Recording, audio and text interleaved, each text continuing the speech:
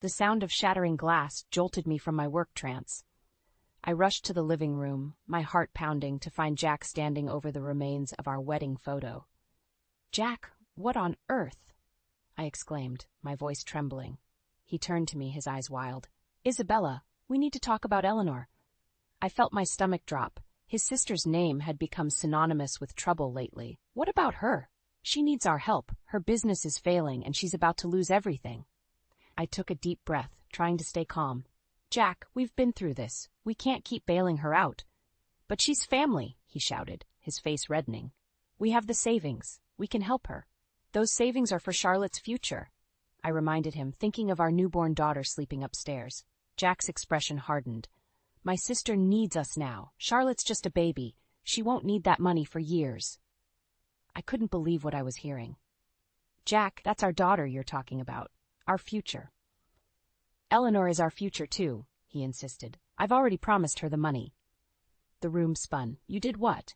I whispered, shocked. "It's the right thing to do, Isabella. You'll see." I stared at him, this man I thought I knew, feeling like I was looking at a stranger. "Jack, we need to think this through. We can't just—" "There's nothing to think about," he interrupted. "I'm transferring the money tomorrow." As he stormed out of the room, leaving me among the shards of our broken wedding photo, I realized with a sinking feeling that it wasn't just the picture that was shattered. Our entire life together was cracking at the seams, and I had no idea how to hold it together. The next morning I arrived at work with a pounding headache and a heart full of dread. As I settled into my office, my phone buzzed. It was Ruth, Jack's mother. "Isabella, dear." Her saccharine voice grated on my nerves. "I hope you've reconsidered helping Eleanor. Family should always come first." I gripped the phone tighter. "Ruth, I understand your concern, but—" "Jack tells me you're being difficult," she interrupted. "I raised him to be generous. I hope you're not changing him." My free hand clenched into a fist. "Ruth, this isn't about generosity. It's about our financial stability." "Oh, Isabella," she sighed, her disappointment palpable. "I always worried you might not understand our family values." I ended the call, fuming. As if on cue, my assistant knocked on the door. "Miss Moore, your 10 o'clock is here." I took a deep breath, pushing my personal troubles aside. The meeting went well, but I couldn't shake the nagging feeling that my world was unraveling. Returning home that evening, I found Jack in the nursery holding Charlotte. For a moment, my heart softened.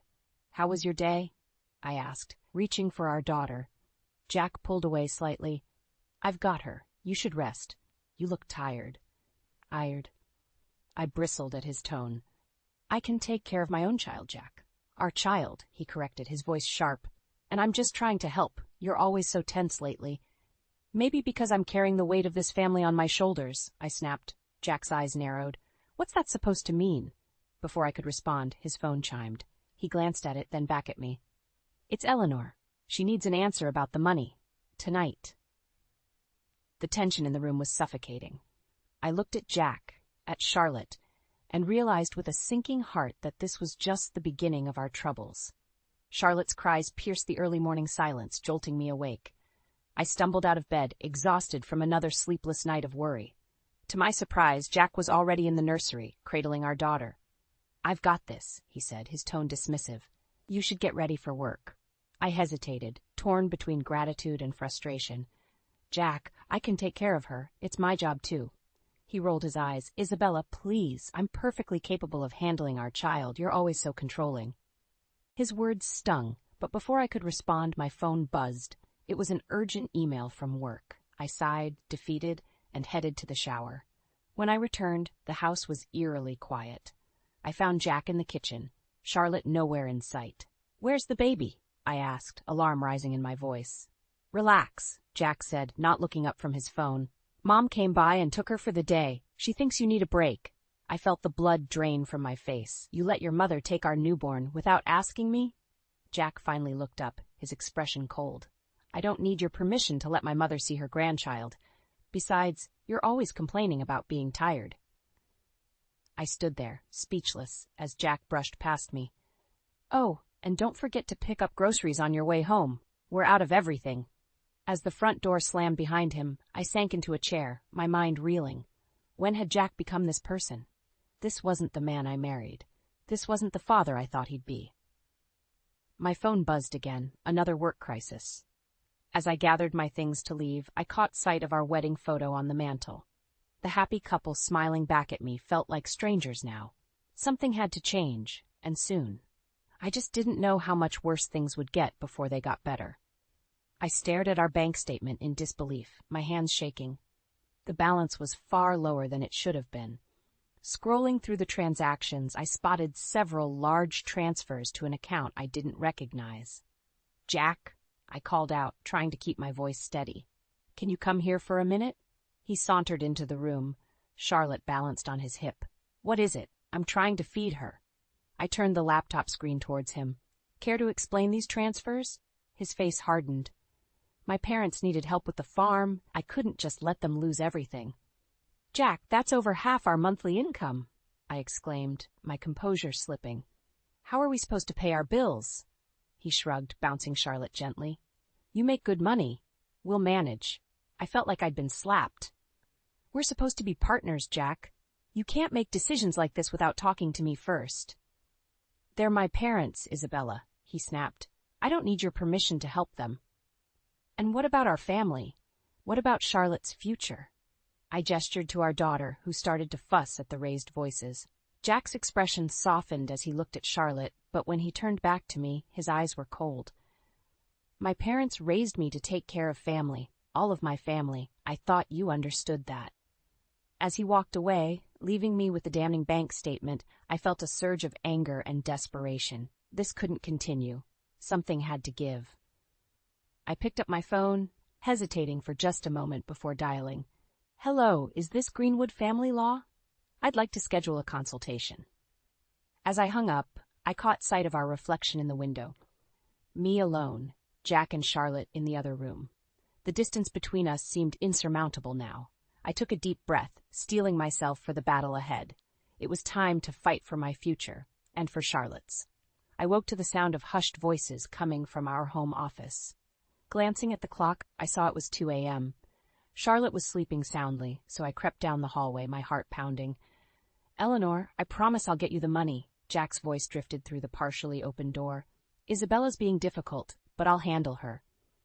I froze, my blood running cold. "Jack, I need that money now." Eleanor's voice crackled through the speakerphone. "The bank's threatening to foreclose." "You promised." I know," Jack sighed.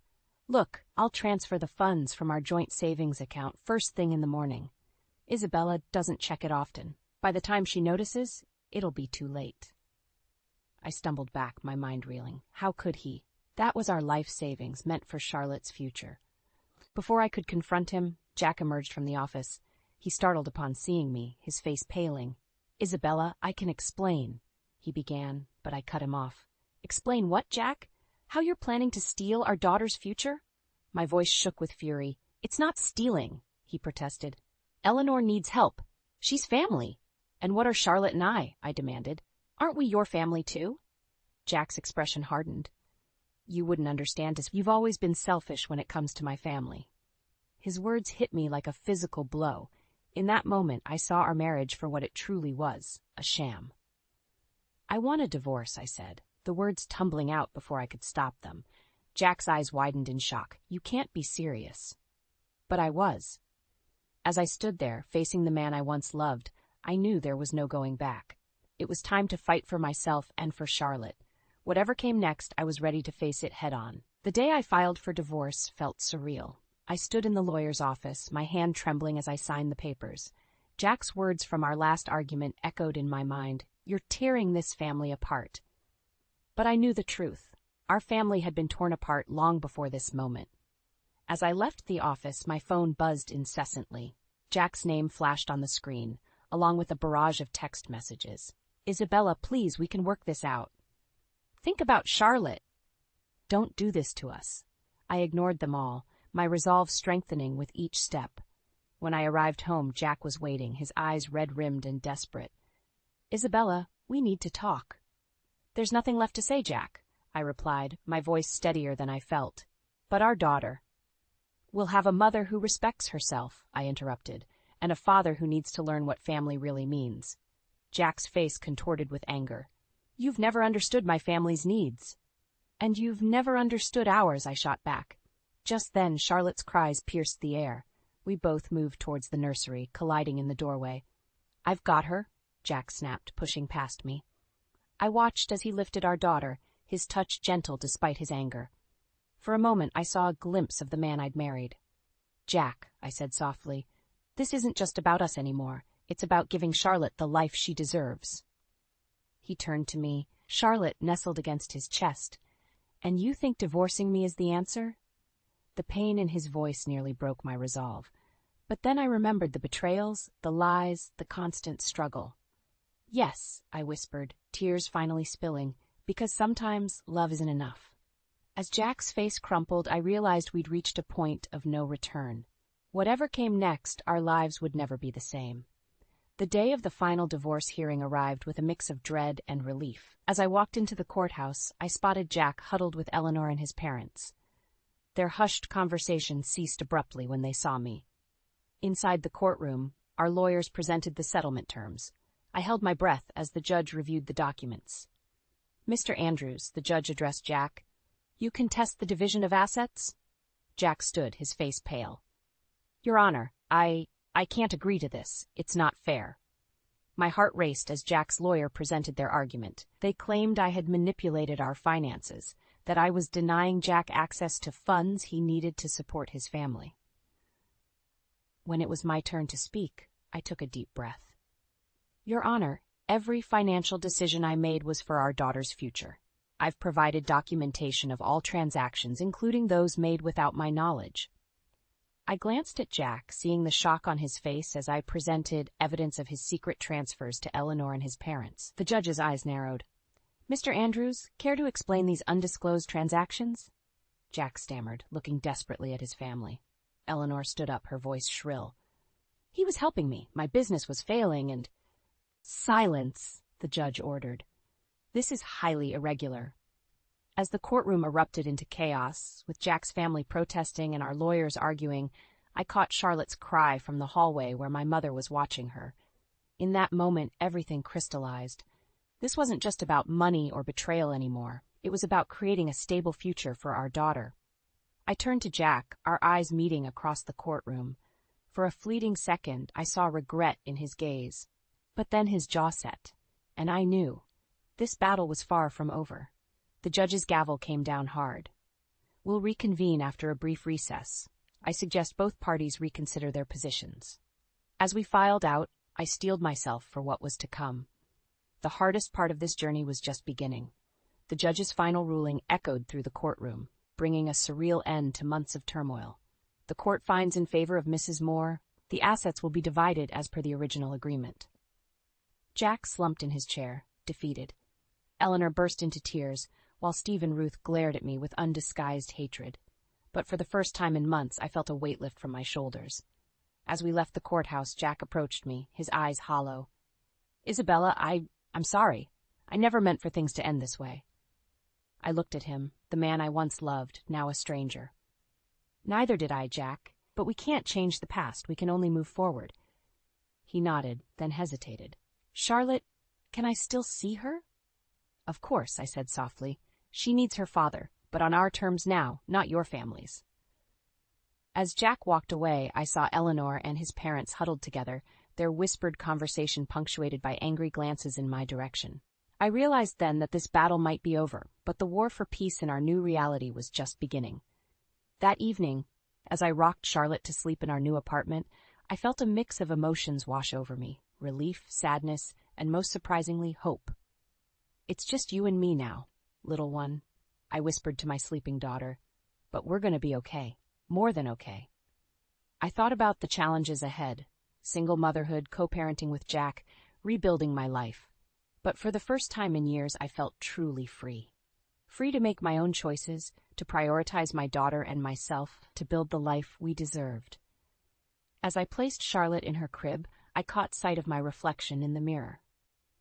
The woman staring back at me was stronger, wiser, and more determined than ever before. I smiled, realizing that this wasn't an ending at all. It was a new beginning, full of possibilities and promise, and we were ready for it, Charlotte and I, together.